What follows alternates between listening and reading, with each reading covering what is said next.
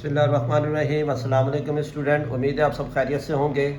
आज जो हम सॉल्व करेंगे वो अनसॉल्व पेपर और इसके अंदर फिजिक्स का पेपर हम सॉल्व करेंगे। और ये board of intermediate secondary education Iqra Ali series master का है ये 25-26 के लिहाज से। तो फिज़िक्स का ये मॉडल पेपर 1 है हमारे पास और इसका सेक्शन ए, इसमें 17 MCQs हैं। इसको 1 बाय 1 देखते हैं। तो फर्स्ट MCQ लिखा हुआ है the figure 1.26 shows part of a vernier scale. अब हमारे पास वर्नियर स्केल है और बुक के अंदर इस वर्नियर स्केल की जो डायग्राम बनी हुई है उसको जो नंबर दिया हुआ 1.26 है। What is the reading of the on the vernier scale. तो हमने क्या करना है, वर्नियर स्केल की जो है वो रीडिंग को फाइंड आउट करना है। तो बुक के ज़रिए से इसको देख रहे हैं स्टूडेंट। ये हमारे पास जो है ये पूरा जो है हमारे पास रीडिंग दी हुई है। ये मेन स्केल है, ये वर्नियर स्केल है। अब इसकी रीडिंग को देखना है कि ये आगे 6 फर्स्ट लाइन, फिर इसके बाद 6.10, 6.20, 6.30, 6.40, 6.50 और उसके बाद हमारे पास नीचे वाली जो लाइन है ये काउंट हो जाएगी। तो ये हमारे पास कितना हो जाएगा 6.55। 6.55 तो हमारे पास ये इसकी वैल्यू आ जाएगी। पार्ट फर्स्ट MCQs का सेक्शन बी हमारे पास इसका आंसर आ जाएगा। फिर इसमें क्या रहा है 10 आइडेंटिकल स्टील बॉल्स हैं। इसके अंदर मिस्टेक की हुई है, ये दा की जगह 10 आएगा। 10 identical steel balls of mass 27 ग्राम। हमारे पास जो स्टील, एक स्टील बॉल का जो मास है वो 27 है। तो 10 स्टील बॉल का मास कितना हो जाएगा। और इन सारी बॉल को एक मेजरिंग सिलेंडर में फिल किया गया और मेजरिंग सिलेंडर में स्टील बॉल को डालने से पहले उस सिलेंडर में वाटर का वॉल्यूम कितना था 20 centimetre cube. The reading of water level rises to 50 centimetre cube. और जब सारी बॉल मेजरिंग सिलेंडर में डाल दी तो वाटर का लेवल 20 से 50 तक आ गया। What is the density of the steel. तो हमने क्या करनी है, इसकी डेंसिटी मालूम करनी है। तो इसके लिहाज से जो हमारे पास जो डेटा आएगा, डेंसिटी हमें मालूम करनी है। और इसका जो मास है हमारे पास, एक बॉल का मास 27 है तो 10 बॉल का कितना हो जाएगा 27। और इसमें जो हमारे पास डिफरेंस आएगा कि वाटर बॉल्स को मेजरिंग सिलेंडर में डालने से पहले वाटर का लेवल 20 था और बॉल को डालने के बाद 50 आ गया। तो इसका जो डिफरेंस आ जाएगा वॉल्यूम हमारे पास कितना आ जाएगा 30 cm³ और ये किलोग्राम। तो अब हमारे पास जो फार्मूला है डेंसिटी का, मास पर यूनिट वॉल्यूम। तो डेंसिटी इक्वल टू मास हमारे पास कितना है 270 10 बॉल का और वॉल्यूम हमारे पास कितना है 30। 0 से 0 कैंसिल, 3 9 27। तो डेंसिटी हमारे पास कितना आ रहा है 9 किलोग्राम पर मीटर क्यूब। तो इसका मतलब अब इसमें हमारे पास जो आंसर है, एक तो ये दिया हुआ 0.90, 8.1, 90.0, इसके अंदर तो कोई भी आंसर नहीं है। तो इसको हम करेक्ट कर लेते हैं कि सी वाला पार्ट जो है, ऑप्शन सी जो है, जो 90 है ये 90 नहीं है, बल्कि ये किस तरीके से होगा 9.0। 9.0 ये हमारे पास इसको करेक्ट कीजिएगा, फिर जाके इसका आंसर हमारे पास आ जाएगा 9.0। अच्छा, फिर स्टूडेंट हमारे पास है an object of mass 100 gram. एक ऑब्जेक्ट जिसका मास 100 ग्राम है और is immerse in water as shown in figure 1.27। Book के अंदर 1.27 फिगर है, उसको हम देखते हैं। फिर आगे ना what is the density of material from which object is made. तो अब इसके अंदर एक ऑब्जेक्ट जिसका मास 100 ग्राम है और उसको फिगर 1.27 में जो डायग्राम है उसमें इसको इमर्स किया गया, इन किया गया। तो इसकी डायग्राम देख लेते हैं। ये स्टूडेंट आ गया 1.27। अब इसमें यह हमारे पास एक ऑब्जेक्ट है ना, और इसका मास कितना दिया हुआ है हमारे पास 100 ग्राम। तो इस ऑब्जेक्ट को मेजरिंग सिलेंडर में इन करने से पहले वाटर का जो वॉल्यूम था कितना था 50। वाटर का वॉल्यूम 50 था और इसको इन करने के बाद अब वाटर का जो वॉल्यूम है कितना हो गया वो हमारे पास 90। तो अब प्रेजेंट वॉल्यूम वाटर का ये है और इसको इन करने से पहले, तो अब दोनों के दरमियान जो वॉल्यूम का डिफरेंस आ जाएगा तो 90 माइनस 50 आ जाएगा। तो हमारे पास कितना हो जाएगा ये 40। तो 40 हमारे पास क्या आ जाएगा वॉल्यूम आ जाएगा। तो अब इसको किस तरीके से कैलकुलेट करेंगे, इसके अंदर भी डेंसिटी वाला ही फार्मूला लगेगा स्टूडेंट। और हमारे पास है डेंसिटी हमें मालूम करनी है और जो है मास हमारे पास दिया हुआ है 100 ग्राम और जो वॉल्यूम हमने अभी देखा है वो कितना आ रहा है 40। तो अब इसका जो सोल्यूशन है तो इसमें फार्मूला आ जाएगा rho is equal to mass per unit volume. तो रो इक्वल टू मास की वैल्यू हमारे पास है 100 और जो वॉल्यूम है ये है 40। 0 से 0 कैंसिल, 2 to the 4, 2 5 the 10। तो अब ये बचा 5/2। अब इसको डिवाइड कर लेते 2 और 5, 2 to the 4 1.025 the 10। तो इसका मतलब इसका जो आंसर है वो हमारे पास कौन सा आएगा 2.5। तो इसके अंदर भी स्टूडेंट ये आंसर नहीं दिया हुआ, ना ए में दिया हुआ है, ना बी में, ना सी में, ना डी में। तो इसका जो पार्ट 3 का जो आंसर है वो हमारे पास वो कितना आ रहा है 2.5 ये इसका आंसर आ रहा है। इसमें से कोई सा भी आंसर नहीं है, इसमें कोई भी ऑप्शन नहीं है। नंबर 4 है, ये इजी है। अब scalar quantity have dash and suitable unit. Scalar quantity के पास क्या चीज़ होती है, magnitude, direction, both A and B. तो स्केलर क्वांटिटी में सिर्फ इस जो है वो मैग्नीट्यूड की बात होती है और यूनिट की बात होती है। तो इसका कौन सा आ जाएगा, 4th का ए पार्ट आ जाएगा, ऑप्शन ए आ जाएगा। फिर 5th है vector quantity have dash along with the magnitude and unit.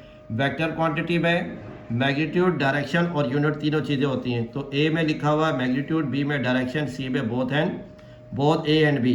तो इसका मतलब क्या होगा कि इसमें 5th का ऑप्शन बी होगा। तो vector quantity have direction along with magnitude and units, तो इसका डायरेक्शन आ गया। फिर नंबर 6 है an object with particle close together and vibrate describe. यानी कि ऐसा ऑब्जेक्ट जिसके पार्टिकल जो है वो क्लोज हों और वो उसके पार्टिकल वाइब्रेट भी कर रहे हों, तो ये मैटर की कौन सी स्टेट कहलाएगी, गैस में होगा, ये गैस की स्टेट है, लिक्विड की स्टेट है, सॉलिड की स्टेट है, या ऑल ऑफ दीज है। तो ये जो है ऑप्शन सी है इसके अंदर ना। और फिर नंबर 7 है अ burning candle is an example of. अच्छा, इसके अंदर जो एग्जाम्पल दी है ना, मेल्टिंग, फ्रीजिंग, कंडेंसिंग, बॉइलिंग, तो ये सारी चीज़ें जो है बुक के अंदर इस तरीके से नहीं दी हुई। और बुक के अंदर क्योंकि इसके अंदर कह रहा है स्टेट ऑफ मैटर, कि बर्निंग कैंडल जो है ये मैटर की कौन सी स्टेट में आएगी, सॉलिड में आएगी, लिक्विड में आएगी, गैस में आएगी, या ऑल ऑफ दीज। तो इसका मतलब क्या होगा, ये ऑल ऑफ दीज में आएगी। क्योंकि जब कैंडल को बर्न किया जाता है तो पहले सॉलिड की शेप में होता है, फिर उसको हीट दी जाती है तो वो लिक्विड की फॉर्म में आता है और गैस की फॉर्म में भी आता है। तो इसका मतलब कैंडल में ये तीनों स्टेट है, तो हम क्या करेंगे, ऑल ऑफ दीज आ जाएगा। ये न्यूमेरिकल आ गई। Number 8, if force of 6 newton displace an object 2 metre.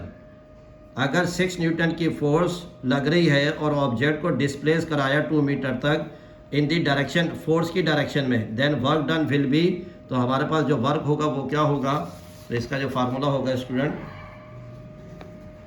Force हमारे पास गिवन है 6 न्यूटन और डी हमारे पास है 2 मीटर और वर्क हमें मालूम करना है। और ऑब्जेक्ट जो है फोर्स की डायरेक्शन में मूव कर रहा है, तो इसका मतलब फोर्स और डिस्प्लेसमेंट की डायरेक्शन सेम है, तो एंगल क्या आ जाएगा, 0 आ जाएगा। तो अब हमारे पास जो फार्मूला है W is equal to F into D और W is equal to F D cos theta. फिर वर्क इक्वल टू फोर्स की वैल्यू हमारे पास गिवन है 6, डी की वैल्यू हमारे पास गिवन है 2 और कॉस थीटा की वैल्यू हमारे पास है 0 और कॉस 0 बराबर होता है 1 के।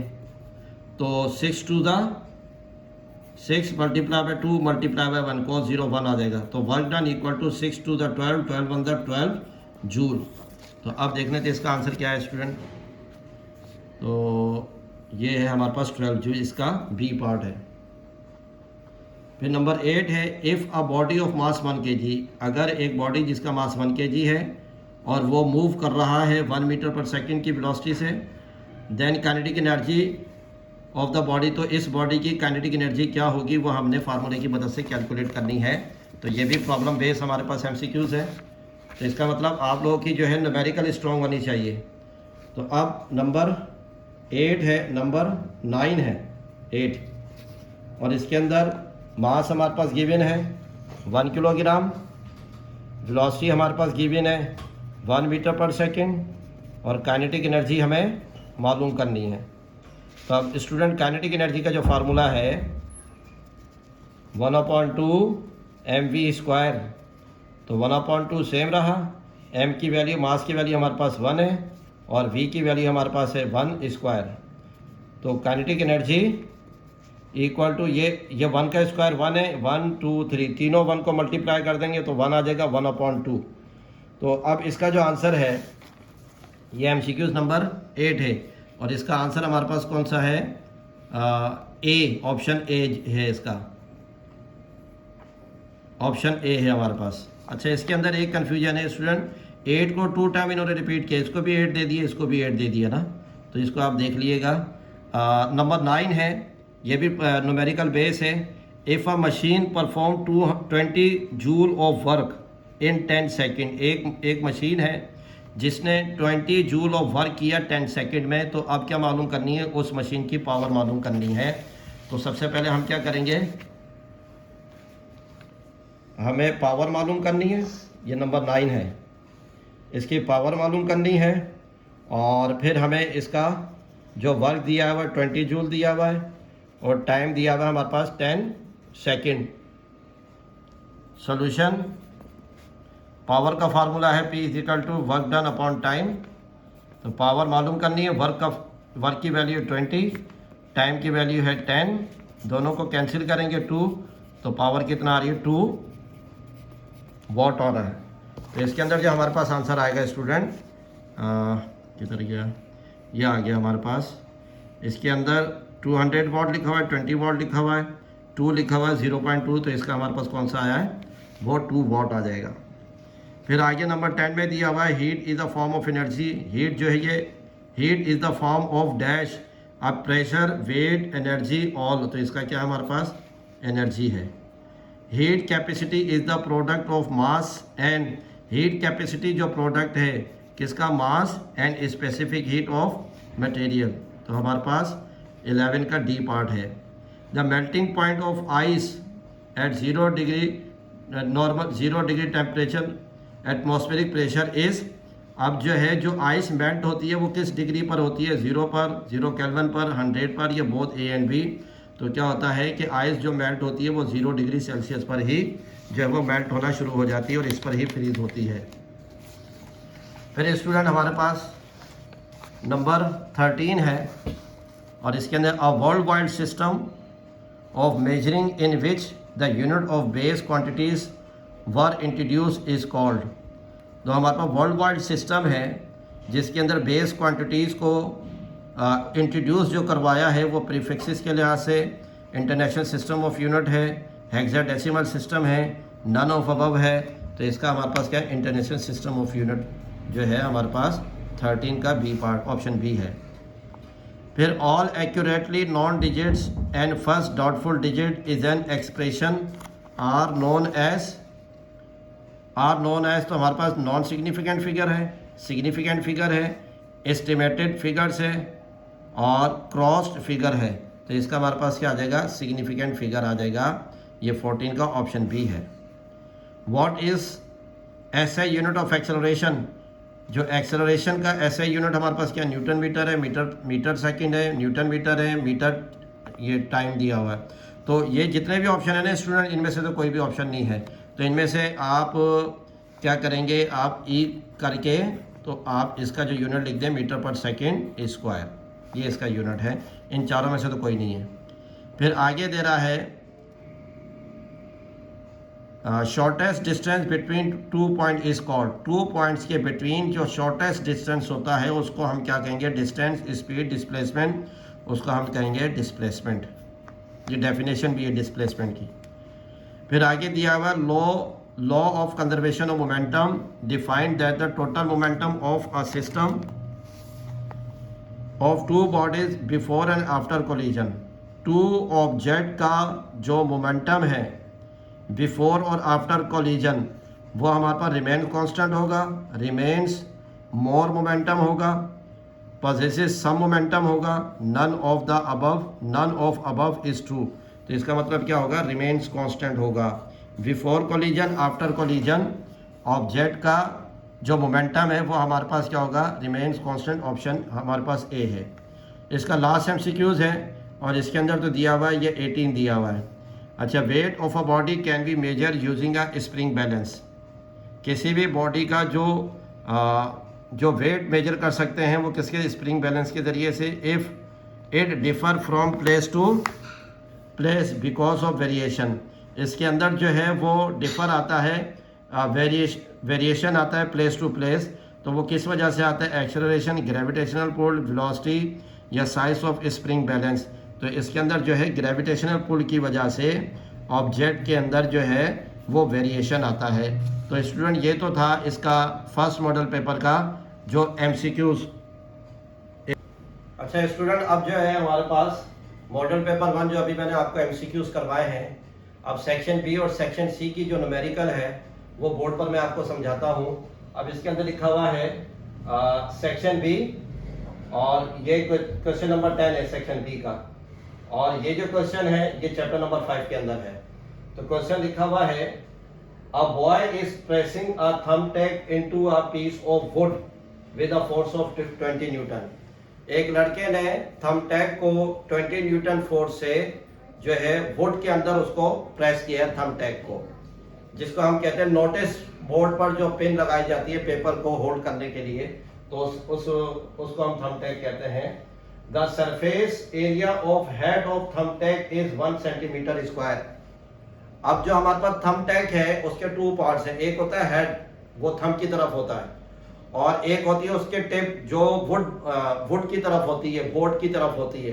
तो जो हेड है जो थंब की तरफ है, थंबटैक का वो पार्ट जो थंब की तरफ है उसका एरिया कितना दिया हुआ है, 1 centimetre square. And cross section area of the tip of the thumbtack is 0.01 centimetre square calculate. अब हमें क्या करना है, ये हमारे पास 0.01 ये एरिया दिया हुआ है, ये किसका दिया हुआ है, थंबटैक की टिप का दिया हुआ है, थंबटैक की टिप का दिया हुआ है। तो इसका मतलब 2 एरिया हमारे पास है, एक हेड का एरिया है 1 सेंटीमीटर स्क्वायर, और एक उसके टिप का एरिया है 0.01 सेंटीमीटर स्क्वायर। अब हमें मालूम क्या करना, वो नीचे दिया हुआ कैलकुलेट। एक के अंदर दिया हुआ था pressure exerted by boy's thumb on the head of thumbtack. तो जब लड़का जो है थंबटैक पर 20 न्यूटन की फोर्स अप्लाई कर रहा है, तो अब उसके अंदर हमारे पास कितना प्रेशर एक्सर्ट होगा, कितना प्रेशर जनरेट होगा, वो हमने मालूम करना है। और किसकी तरफ से, बॉयज की तरफ से है ये प्रेशर एक्सर्ट जो हो रहा है। बी के अंदर कह रहा है the pressure of the tip of the thumbtack on the wood. अब टिप जो है, थंबटैक की जो टिप है वो वुड बोर्ड के अंदर प्रेस हो रही है, तो किस प्रेशर से प्रेस हो रही है वो हमें मालूम करना है। तो इसका जो डेटा स्टूडेंट वो हमारे पास आ जाएगा, जो हमारे पास थंबटैक का जो हेड का एरिया है उसको A1 से हम डिनोट कर लेते हैं, और ये दिया हुआ हमारे पास 1 सेंटीमीटर स्क्वायर, और थंबटैक की जो टिप है उस टिप का जो एरिया है वो हमारे पास दिया हुआ है 0.01 सेंटीमीटर स्क्वायर। अच्छा स्टूडेंट, ये तो सेंटीमीटर में दिया हुआ है, इसको जो है अब जो मीटर में कन्वर्ट कर लेते हैं। तो आप क्या करेंगे, 1 डिवाइडेड बाय, क्योंकि सेंटीमीटर पर स्क्वायर है तो 100 आ जाएगा हमारे पास 2 टाइम। तो अब इसका जो फाइनल आंसर आएगा, इसका फाइनल आंसर जो आ जाएगा हमारे पास 1 डिवाइडेड बाय, ये हमारे पास 0.00001 मीटर स्क्वायर।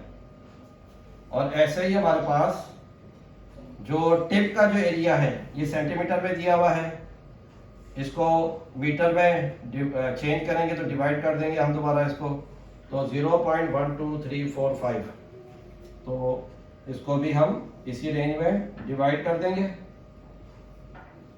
तो हमारे पास आ जाएगा 0.5 टाइम 0 आ जाएंगे, और ये मीटर स्क्वायर।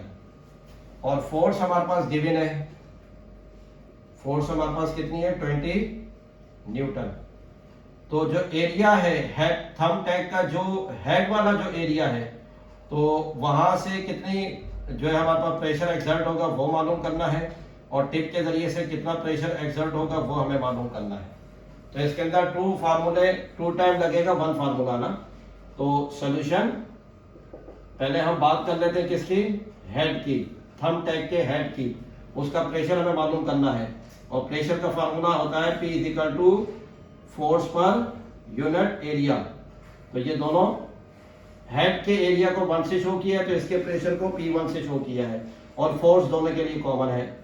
तो P1 इक्वल टू फोर्स हमारे पास गिवन है 20, और A1 हमारे पास है 0.0001। तो P1 स्टूडेंट हमारे पास आ जाएगा 20 डिवाइडेड बाय 0.0001, तो ये आ जाएगा यूनिट 10। तो P1 हमारे पास आ जाएगा, और प्रेशर का यूनिट हमारे पास है पास्कल। तो यूनिट 10, 100,000, 10,000, लाख, 2 लाख हमारे पास जो है वो प्रेशर आया है थंब टैग के हेड के जरिए से। अब हम बात कर लेते हैं किसकी, थंब टैग के टिप की बात करते हैं। तो इसके अंदर भी यही फार्मूला आ जाएगा, P2 equal to F upon A2। तो P2 हमारे पास सेम रहा है स्टूडेंट, फोर्स हमारे पास गिवन है, और A2 हमने कैलकुलेट किया है, सेंटीमीटर में गिवन था, मीटर में हमने कैलकुलेट किया है 0.123451। तो अब इसका आंसर हमारे पास आएगा 20 डिवाइडेड बाय 0.12345 फिर 1। तो ये आ रहा है हमारे पास P2 इक्वल टू, तो ये आ जाएगा 7 टाइम्स 0 आ जाएंगे ना, 1 2 3 4 5 6 7, ये पास कर। तो ये तो आ गया स्टूडेंट हमारे पास सेक्शन बी का क्वेश्चन नंबर 10, और ये बुक के अंदर चैप्टर नंबर 5 के अंदर ये हमारे पास ऑलरेडी मौजूद है। फिर स्टूडेंट हमारे पास है सेक्शन सी का क्वेश्चन नंबर 16 का बी पार्ट है, मॉडल पेपर 1 है हमारे पास, और इसके अंदर लिखा हुआ है a machine uses a double arm spanner to turn a nut. कोई भी एक नट है उसको ओपन करने के लिए या क्लोज करने के लिए हमें किस चीज की जरूरत हो रही है, जो है स्पैनर की हमें जरूरत होती है उसको नट को ओपन या क्लोज करने के लिए। He applies a force of 15 newton. अब इसके ऊपर जो फोर्स अप्लाई हुई है वो कितनी हुई है, 15 newton at each end of the spanner and produce a torque of 60 newton metre. तो जब स्पैनर के जरिए से फोर्स लगी नट को ओपन या क्लोज करने में, तो उसमें जो टर्निंग इफेक्ट आया 60 न्यूटन मीटर आया है। What is the length of the moment arm of the couple. तो कपल की हमें जो है मोमेंट आर्म मालूम करना है स्पैनर का। तो उसके लिए हमारे पास जो फार्मूला आएगा, तो सबसे पहले स्टूडेंट हमारे पास दी हुई है ये फोर्स दी हुई है, F is equal to 15 newton, torque हमें दिया हुआ है 60 न्यूटन मीटर, और हमें जो इसकी लेंथ मालूम करनी है। तो अब इसके लिहाज से जो हमारे पास सॉल्यूशन आएगा, ये तो आगे इसका डेटा। तो टॉर्क का जो फार्मूला है torque is equal to F into D होता है, लेकिन इधर लेंथ लिखा हुआ है क्योंकि आपकी 9 की बुक में जब टॉर्क का फार्मूले की बात करते हैं तो डी की जगह एल भी लिया हुआ है ना। तो आप इसको एक्चुअल फार्मूला तो हमारे पास टॉर्क का यही है ना, तो इसको डी ही लिख लेते हैं। इधर वर्ड जो है वो यूज किया हुआ है लेंथ, तो लेंथ को हम एज अ डी कंसीडर कर रहे हैं मोमेंट आर्म। तो टॉर्क हमारे पास गिवन है 60, फोर्स हमारे पास गिवन है 15, और हमें क्या मालूम करनी है, लेंथ मालूम करनी है। तो 15 मल्टीप्लाई है, इससे आगे डिवाइड हो जाएगा, तो 60 divided by 15, 15 one the 15, 15 four the 60। तो हमारे पास मोमेंट आर्म जो आई है, लेंथ आई है, वो कितनी आई है, 4 मीटर आई है।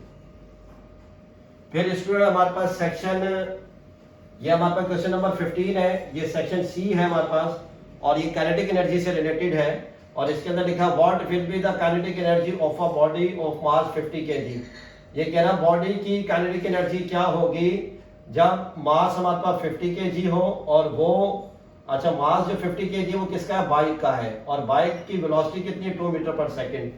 तो इसके लिहाज से जो हमारे पास डेटा बनेगा, काइनेटिक एनर्जी हमें फाइंड करनी है और मास हमारे पास है 50 kg और वेलोसिटी हमारे पास है 2 मीटर पर सेकेंड।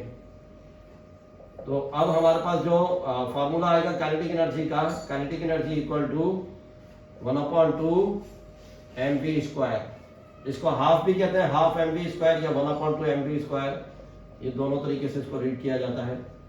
1/2 मास हमारे पास गिवन है 50, वेलोसिटी हमारे पास गिवन है 2, kinetic energy equal to 1/2 same रहा, 50 सेम रहा, 2 का स्क्वायर आ जाएगा 4, 2 1 2, 2 2 4।